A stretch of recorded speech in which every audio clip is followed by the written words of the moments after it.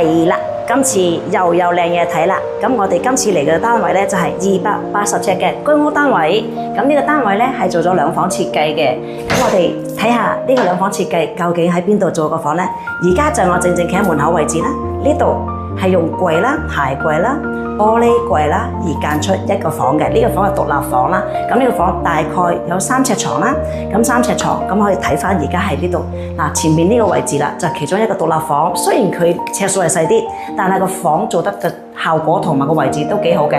同埋佢呢度出邊咧都用翻一個神台櫃啦，同玻璃色櫃間開啦。咁我睇翻呢個房啦，入去可以望下呢個位置啦，有吊衣櫃啦、梳妝台啦。係啦，化妝台、化妝櫃啦，咁連埋所有成套啦、床啦，可以兜一個圈望下床前邊個位置啦，可以睇翻呢個位咧，係啦，冇錯啦，衣櫃就喺度，格仔櫃都喺度，呢個係工人姐姐房嚟嘅。咁呢個房雖然佢係話細，但係個儲物量就好高嘅，咁咪可以睇翻過嚟我呢邊啦。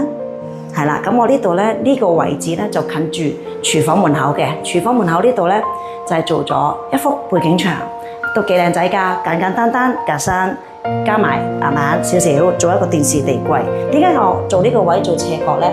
咁呢個位做斜角嘅話咧，會方便啲，唔使直角，會撞腳啦，同埋過道會窄啲。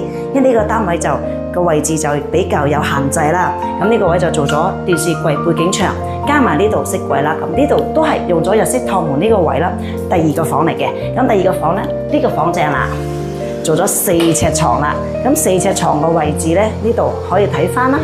嗱，我哋呢邊啦，就書台位啦、鏡櫃位啦。咁呢邊就係4尺嘅床嘅位置啦。咁呢個床咧，我哋做晒啦，所有個位置啦、軟包啦、床下底儲物量啦，轉翻過去嗰邊嘅衣櫃呢度啦，一套落嘅大衣櫃呢邊啦。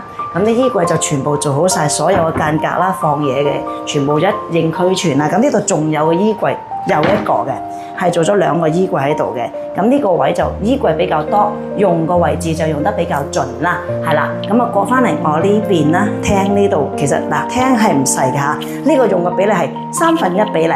你間屋280尺，總長係20尺，咁我哋用3:1比例去做呢個設計嘅單位啦。咁呢個單位亦都做翻個廚房 L 型嘅。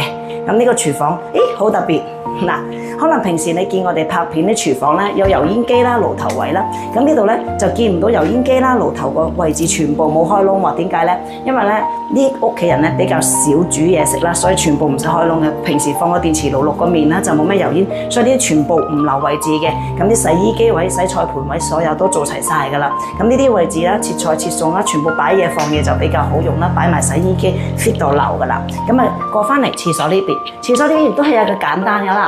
咁呢個位置都係做咗有浴屏啦，有鏡櫃啦、吊櫃啦。咁啊當然啦，呢啲有啲我哋就仲爭少少就裝好㗎啦，就少少嘅嘢未做晒，又全部都齊㗎啦。所以呢個浴室所有嘅嘢都 OK 晒嘅。咁你話如果你更加多諗法，更加多嘅設計，咁你可以揾翻我哋睇下嘅設計，你想點樣更改，點樣去變動，點樣去再設計你間280尺2房1廳。